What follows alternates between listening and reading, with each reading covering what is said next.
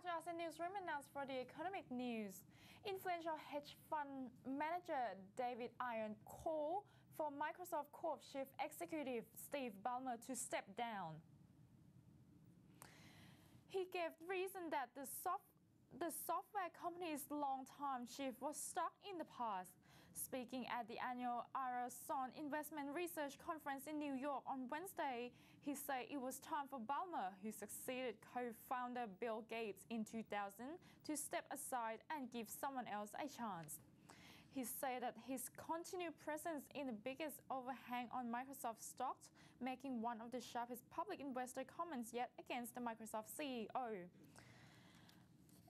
In Horn, the president of Greenlight Capital, which had $7.8 billion of assets as of January the 1st, first rose to prominence for making a presence call on Lehman Brothers accounting troubles before the bank's subsequent collapse. Shares of Microsoft edged up 0.8% to $24.40 in after-hours trade from a regular session close of $24.19. Morgan Stanley said it's bearish on Thailand's stocks, Asia's best performing major market this year, because of rich valuations, large foreign investor equity holdings, and political risk before elections in July.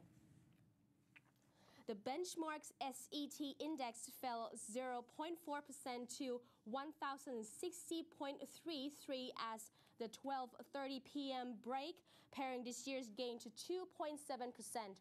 Stocks have rallied this year as an increase in exports and domestic spending boost economic growth and corporate earnings.